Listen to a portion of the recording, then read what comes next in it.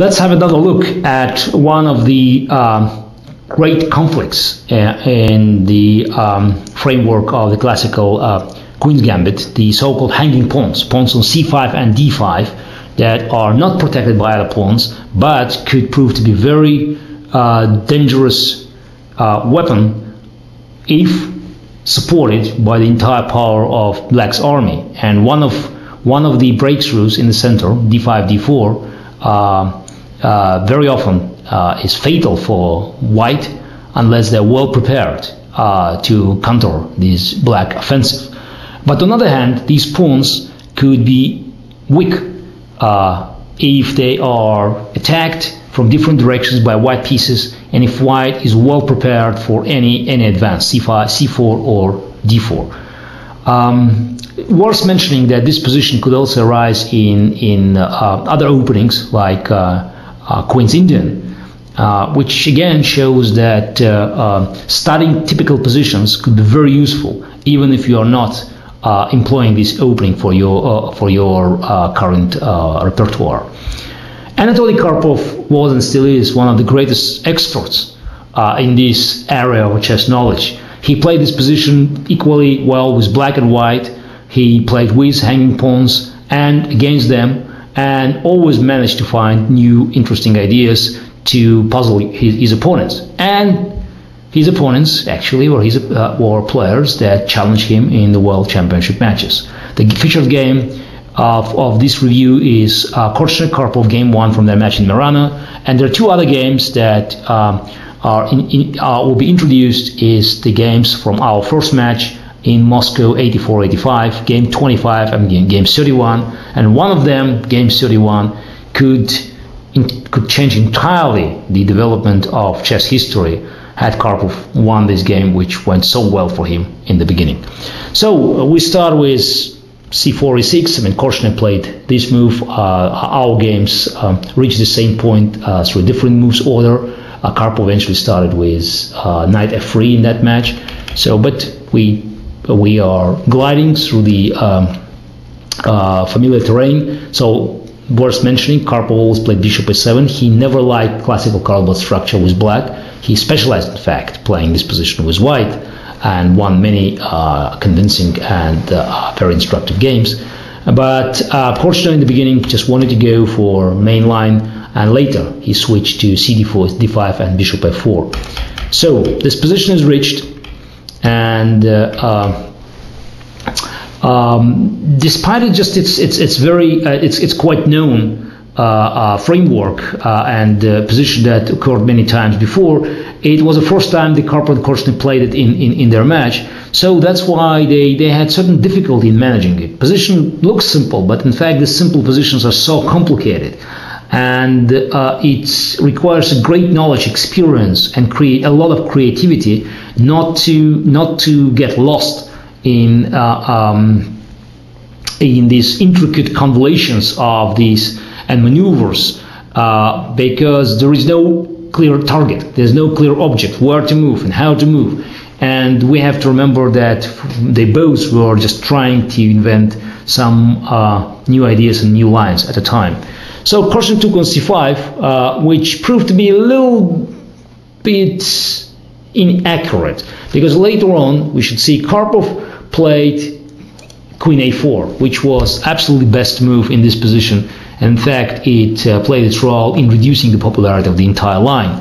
So we'll come back to this game a bit later. So, but in fact, Karpov himself took on c5, and after b takes c5, played rook c2 in game 25 on this match, already having an idea of attacking pawn on d5, having rook on d2, and attacking pawn on d5, also preventing d4, and preparing, his queen's advance on d3 or a4. So after rook c8, rook d2, queen b6, he played queen b3, rook d8, rook b1. But here I just took on b3, and after a b3, knight b6, managed to hold the position. So you could see at the end of the game it was another quick draw, but there was a lot of tension. And you should trust me that in the long, endless matches as we played in 84, 85, this quick draw didn't mean just easy ride for any of us. It was it required a lot of preparation before the game and a lot of energy during the match. So that's why when we agreed on the draw, so in fact, quite amazing, because I didn't play knight e8, I played bishop e8 in this position. I think that's we just discovered a great misprint in the chess base. So it was bishop a8, and then after Karpov played knight g4, I played knight g8. No, knight e8 is too stupid. Yes. We have played many bad moves in this match, but not that bad. So it was bishop e8.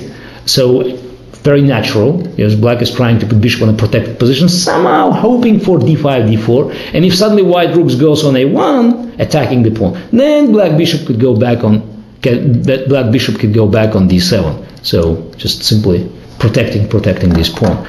So after knight g4, knight g8, the game, the draw was agreed, because white couldn't have, couldn't excel more pressure on black's position. So Karpov probably was not satisfied with that, and then, as we know, he switched to 12, queen a4. But let's go back to Karpov-Korchnoi.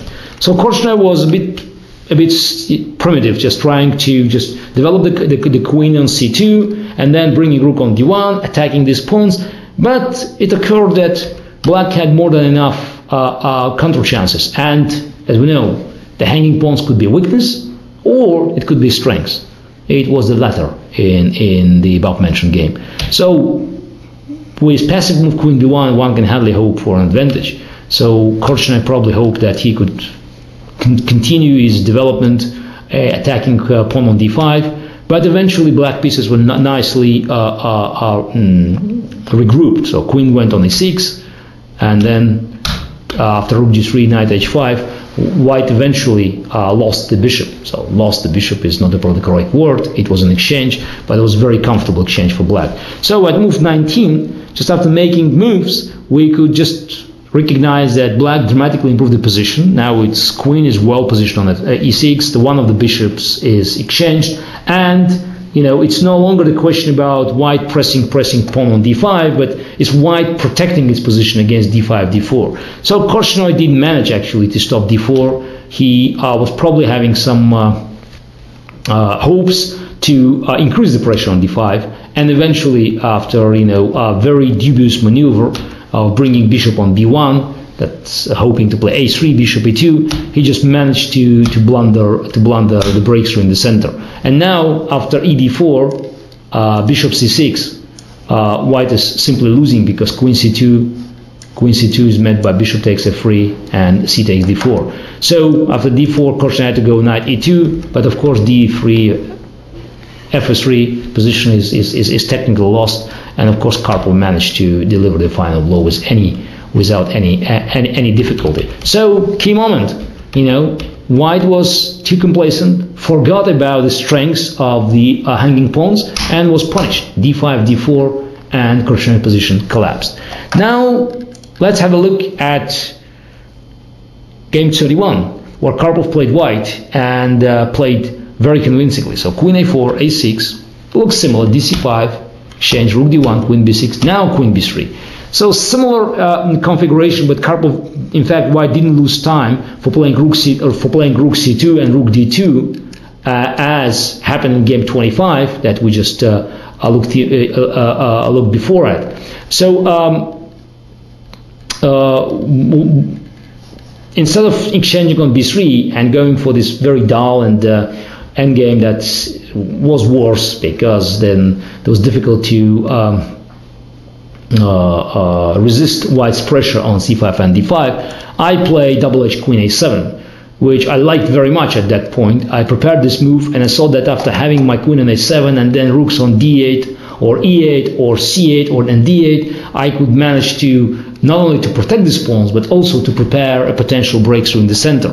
So it all looked nice, but then after bishop g3, rook a d8, that's an important move, because if you play somewhere else, for instance rook c8, then white knight goes on e5, so attacking white black structure, and also preparing bishop f3, which could be fatal for black, because then the pawn on d5 will be really weak. So rook a d8 was prepared, because after knight e5 now black could play d4, so that's our main hope. But then Karpov made a brilliant move. After rook a8, he simply played knight e1. So knight goes on e1, a very quiet move, typical for Karpov, and now there's a terrible threat, bishop f3. So bishop wants to go back to in fact, to appear on f3, attacking this d5 pawn, and it's very difficult for black to create any counterplay. I eventually tried to break through in the center, but it didn't work at all. And eventually this pawn proved to be too weak. And here, after bishop c4, rook f8, had Karpov played not queen d3, but knight f3, as far as I remember, my position could be hopeless, and the score was 5-0. Winning this game, Karpov could match Fischer's magic result 6-0 and to guarantee himself a place in immortality. So he didn't do it. He played queen d3, and I managed to escape by miracle by creating counter chances. And suddenly, at one point, Karpov discovered that it was no longer him playing for a win, but black is trying to create excellent counter chances. So I would say that even position at move 27 was still better for white, because white had an extra pawn, and every machine could show you that white still had some winning chances. But in a real game of chess, when clock was ticking, and that was the World Championship match, and Karpov just hoped to win the game comfortably, so he got very nervous and let black create counter chances. So of course queen c4 was a better move at move 28 instead of queen d3, because after h5, queen c4, I escaped or avoided a queen's exchange, thus keeping some pressure on the white's king side. And the final position, where the draw was agreed, was extremely complicated, but black had perfectly nice and perfectly comfortable compensation for the pawn. So again, it's more of the chess history, has nothing to do with the history of hanging pawns. But I hope these three games played at the highest level could give you some impressions how this controversial issue of hanging pawns can be handled, both from white and the black sides.